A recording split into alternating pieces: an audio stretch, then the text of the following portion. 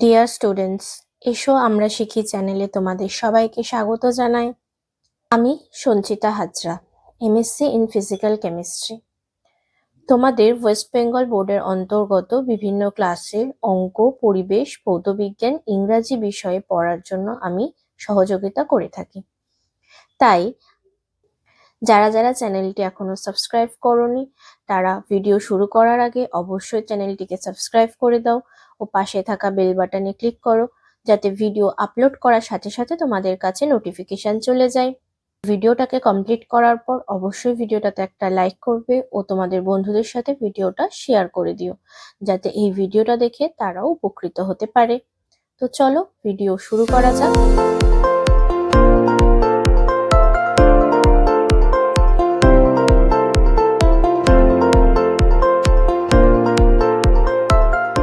আজ আমরা পড়ব ক্লাস 6 এর পরিবেশ ও বিজ্ঞান। পরিবেশ ও বিজ্ঞানের মধ্যে আমাদের আজকের আলোচ্য বিষয় হলো চ্যাপ্টার 9 সাধারণ যন্ত্রসমূহ। এর আগের সমস্ত চ্যাপ্টার আমাদের অলরেডি কমপ্লিট করা হয়ে গেছে, সেই সংক্রান্ত ভিডিও এবং সেখান থেকে কি কি প্রশ্ন আসতে পারে সেই সংক্রান্ত ভিডিও আমার আপলোড করা হয়ে গেছে। যারা যারা দেখোনি তারা অবশ্যই ডেসক্রিপশনে থাকা প্লেলিস্ট থেকে দেখে নেবে। আজ আমরা পড়বো চ্যাপ্টার 9 পুরোটা, আশা করছি পুরোটা কমপ্লিট করে ফেলতে পারবো একটা ভিডিওতেই। প্রথমেই যেটা রয়েছে যন্ত্রের ধারণা। যন্ত্র এমন একটা জিনিস যেটা আমাদের সকালে ঘুম থেকে ওঠা এবং রাতে ঘুমাতে যাওয়া এর মধ্যে প্রতিনিয়ত আমরা এই যন্ত্রের ওপর নির্ভর করেই চলি। সকালবেলা ঘুম থেকে উঠেই আমরা প্রথমে করছি ব্রাশ। সেই ব্রাশ করার জন্য আমরা একটা ঢাকনা, একটা মাজনটা যে বের করছি সেটাও দেখো একটা প্যাঁচ দেওয়া ঢাকনি খুলে তারপর আমরা বের করছি, এটাও এক ধরনের যন্ত্র। টিউবওয়েলের হাতলে চাপ দিয়ে জল বের করে সেই জলে হাত মুখ ধুচ্ছি। তারপরে যেটা রয়েছে দেখো সূচে সুতো পরানো, এটাও একটা যন্ত্র। সূচ, কলম, এটা এক ধরনের যন্ত্র। হাতুড়ি, স্ক্রুড্রাইভার, ছুরি, কাঁচি, তারপরে রয়েছে সাঁড়াশি, কপি কল, বটল ওপেনার, এছাড়াও আরো অনেক অনেক যন্ত্র আমরা প্রতিনিয়ত আমাদের চারপাশে কিন্তু ব্যবহার করে চলেছি।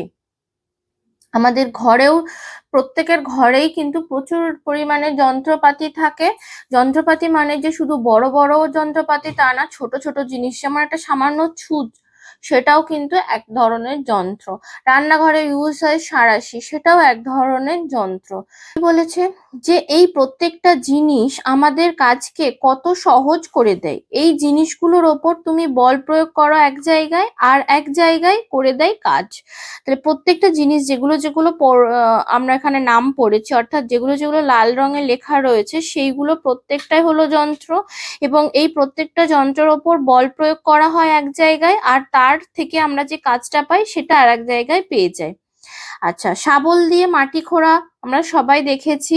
সেখানে শাবলের এক জায়গায় বল প্রয়োগ করা হয়, যেটা আমরা হাতে ধরে থাকি সেখানটা, সেই জায়গাটায় বল প্রয়োগ করছি, আর তার নিচে যেটা মাটির সাথে যুক্ত হয়ে থাকে সেইখানটাতে কিন্তু কাজটা হচ্ছে।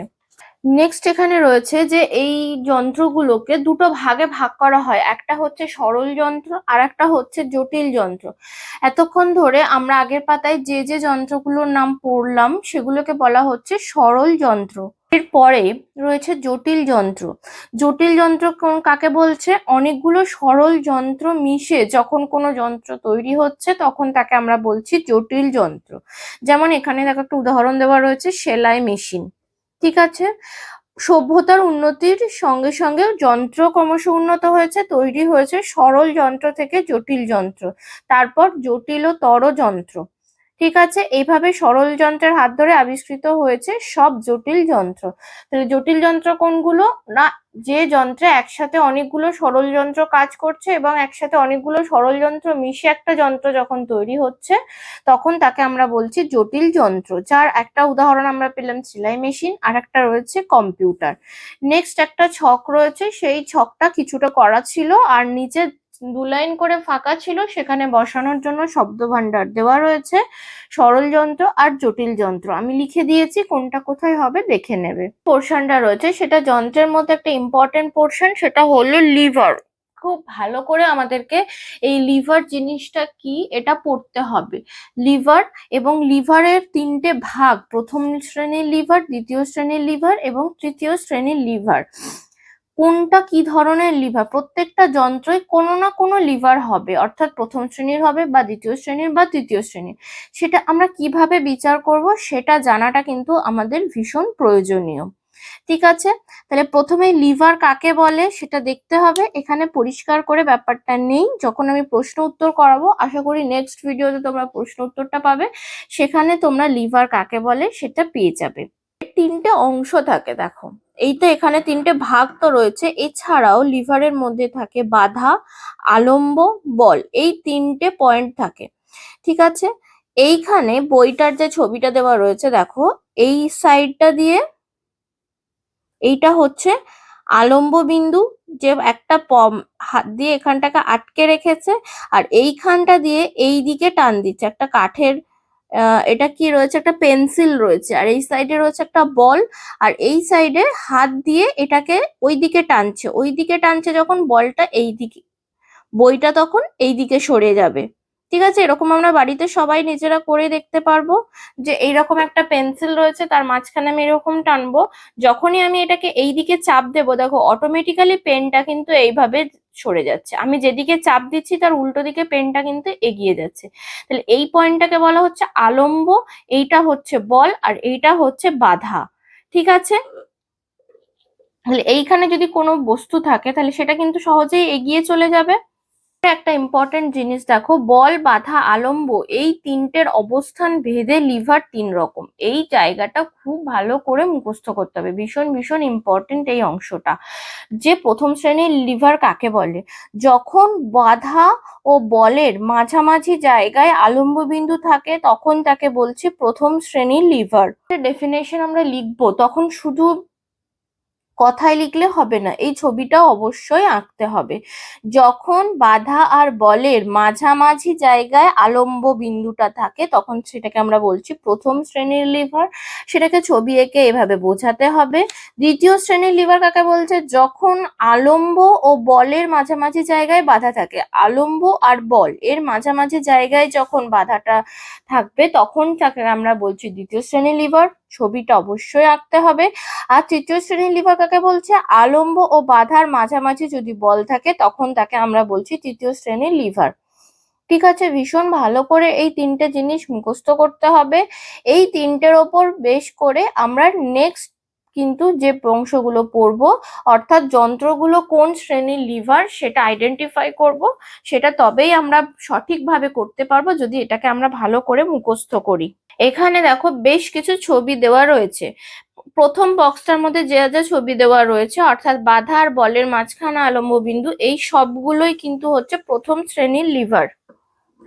নেক্সট বক্সটাতে যেটা রয়েছে সেটা হচ্ছে দ্বিতীয় শ্রেণীর লিভার, আলম্ব ও বলের মাঝখানে রয়েছে বাধা, এটা হচ্ছে দ্বিতীয় শ্রেণীর লিভার, আর আলম্ব ও বাধার মাঝখানে রয়েছে বল, সেটা হচ্ছে তৃতীয় শ্রেণীর লিভার। তাহলে প্রথম শ্রেণীর লিভারের মধ্যে আমরা কি পাচ্ছি, এই যে মালপত্র তোলা, এটা দিয়ে কয়লা তোলা হয় যে ধরনের জিনিসগুলো, বা মাটি তোলা হয় যেগুলো জিনিস, এটা হাতুড়ি, যে ছবিটা আমরা দেখলাম, দাঁড়িপাল্লা, সাঁড়াশি, কাঁচি, এগুলো হচ্ছে প্রথম শ্রেণীর লিভারের উদাহরণ। দ্বিতীয় শ্রেণীর লিভার কি, দ্বিতীয় শ্রেণীর লিভার হচ্ছে স্ক্রু ড্রাইভারের এই যে বোতল ওপেনার, এটা বোতল ওপেনার, নৌকা, জাঁতি, এটা হচ্ছে নোংরা ফেলার গাড়ি। ঠিক আছে, তৃতীয় শ্রেণীর লিভারে কি পাচ্ছি, হাত, কোনো স্প্যাচুলা দিয়ে জিনিস তোলা, কোনো জিনিস, দাঁত, মুখের ভেতরের এই যে কাজকর্ম, এটা ছিপ, ছিপ দিয়ে মাছ ধরা, এগুলো হচ্ছে সব তৃতীয় শ্রেণীর লিভার। নেক্সট যেটা পড়বো নততলের ধারণা। দেখো নততলের ধারণা, এখানে দেখো দুটো ছবি দেওয়া রয়েছে, একজন ডিরেক্টলি গাছটা উঠতে যাচ্ছে আর একজন একটা মই গাছে লাগিয়ে সেটা দিয়ে উঠতে যাচ্ছে। যখন আমরা মইটা লাগিয়ে উঠবো সেটা অনেক সহজ হয়ে যাবে, এইভাবে ওঠাটা কিন্তু বেশ কঠিন। কি এইখান থেকে এই যে এটা একটা নত তলের সৃষ্টি করেছে, এই মইটা দেওয়ার ফলে এখানে একটা নত তলের তৈরি হয়েছে। তাই এইভাবে সোজা ওঠার থেকে আমরা যদি এইভাবে উঠি তাহলে কিন্তু আমাদের যে কোনো কাজ কিন্তু অনেক সহজ হয়ে যাবে। সেই জন্য দেখবে আমাদের বাড়িতে যে সিঁড়ি থাকে সেগুলো কিন্তু এরকম হেলানো হয়, সোজা সিঁড়ি একদম ওপরে উঠে যায় না। আর যদি সোজা হয়েও থাকে সেগুলোতে উঠতে কিন্তু কষ্টকর হয়। একটু হেলানো টাইপ যদি সিঁড়ি হয় তাহলে কিন্তু সেখান দিয়ে আমাদের উঠতে অনেক সুবিধা হয়। ঠিক আছে, এটাই হলো নততলের ধারণা।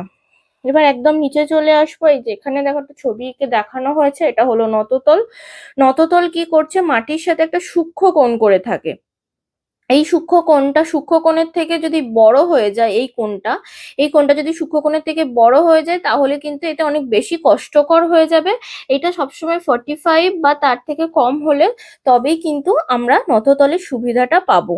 ঠিক আছে, হেলিয়ে রাখা মই, সিঁড়ি, ব্রিজ, ড্রাম গড়িয়ে উপরে তোলার জন্য হেলানো কাঠের তক্তা, এদের বলে নততল। এই যে এই ধরনের এইসব কাজগুলো করার জন্য যে এক ধরনের হেলানো কাঠের তক্তা দেখা যায়, দেখো এরকম এগুলো আমরা দেখে থাকি গাড়িতে, এরকম মালপত্র তোলার জন্য, কোনো ভারী জিনিস তোলার জন্য এরকম একটা করে কাঠের পাটাতন দিয়ে দেওয়া হয়, বা কোনো বস্তা নামানোর জন্য তখনও কিন্তু দেওয়া হয় এইভাবে। তো এইগুলো হচ্ছে নততল। নততল একটা সমতল পাটাতন বা ওই ধরনের কোনো সমতল যাকে মাটির সঙ্গে সূক্ষ্ম কোণে রাখা হয়। অবশ্যই এটা সূক্ষ্ম কোণে থাকতে হবে। সূক্ষ্ম কোণ মানে 45 ডিগ্রি বা তার কম। 45 ডিগ্রি বা তার কম কোণকে আমরা বলছি সূক্ষ্ম কোণ। নততলের খাড়াই যত কম হবে নততলের সুবিধা তত বেশি হবে। ভূমি ও নততলের মাঝের কোণ যত ছোট হবে নততলের সুবিধা তত বেশি। অর্থাৎ এই কোণটা 45-এর যত নিচের দিকে থাকবে তত কিন্তু নততলের সুবিধা আমরা বেশি পাবো। যত বেশি হয়ে যাবে অর্থাৎ সূক্ষ্ম কোণের থেকে যদি বড় কোণ হয়ে যায় তাহলে কিন্তু আমরা নততলের সুবিধাটা পাবো না। নেক্সট আমরা পড়বো স্ক্রু, পুলি, চক্র ও অক্ষদণ্ড, এইগুলো সম্পর্কে আমরা ধারণা নেব। স্ক্রু একটা ধরো কোনো একটা পেরেককে যদি আমি সোজাসুজি হচ্ছে কাঠের কোনো পাটাতনের ওপর যখন ঢোকানোর চেষ্টা করি তখন তাতে আমাদেরকে যত না বল প্রয়োগ করতে হবে সেটা যদি একটা স্ক্রু এর মতো, স্ক্রু দেখবে কি এরকম খাঁজ কাটা, পেরেক হচ্ছে এরকম সোজা থাকে, গায়ে কোনো খাঁজ কাটা দাগ থাকে না, এটা কিন্তু খাঁজ কাটা থাকে। এই খাঁজ কাটার সুবিধাটার জন্য কি হয় না, ওটা খুব সহজেই কিন্তু কোনো জিনিসের ওপর যখন আমরা ঢোকানোর চেষ্টা করি তখন স্ক্রুটা কিন্তু খুব সহজেই কিন্তু সেখানে ঢুকে যেতে পারে।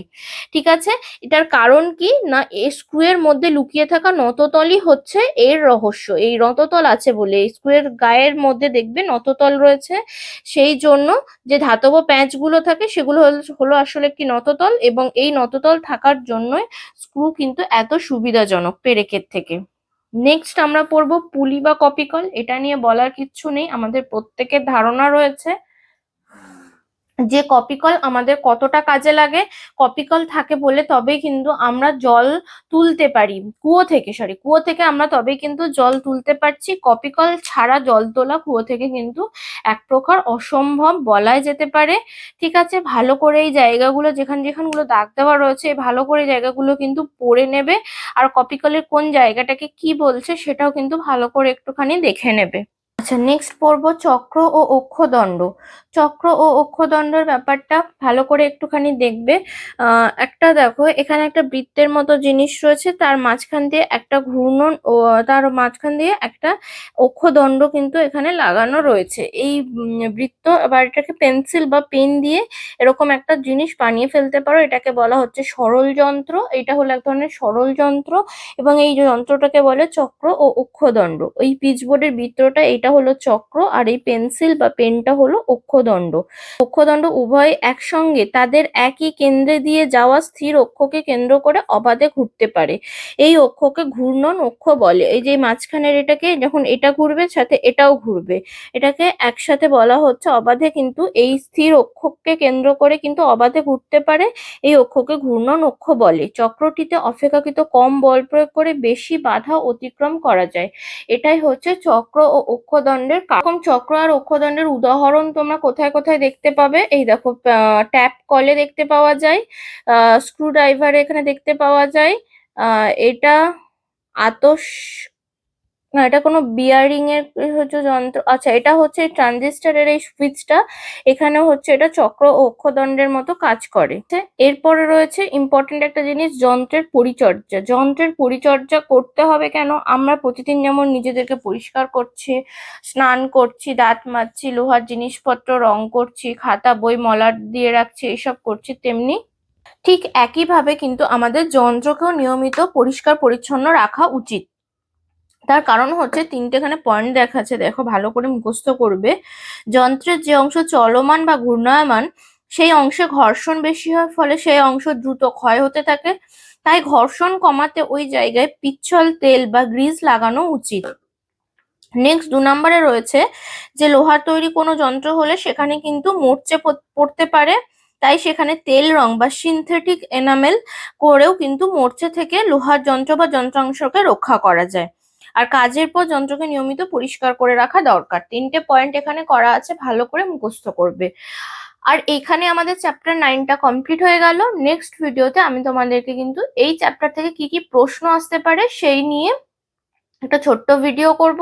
তার জন্য অবশ্যই কিন্তু তোমাদেরকে চ্যানেলটাতে যুক্ত থাকতে হবে এবং চটপট যদি তোমরা সাথে সাথে ভিডিও আপলোড করার সাথে সাথে যদি তোমরা নোটিফিকেশন পেতে চাও তাহলে অবশ্যই চ্যানেলটি সাবস্ক্রাইব করার পর পাশের বেল বাটনে অল নোটিফিকেশন অন করে রাখবে, তাহলে কিন্তু ভিডিও আপলোড করার সাথে সাথে তোমাদের কাছে নোটিফিকেশন চলে যাবে। ভিডিওটা ছেড়ে যাওয়ার আগে অবশ্যই ভিডিওটাতে একটা লাইক করবে, শেয়ার করবে। Thank you.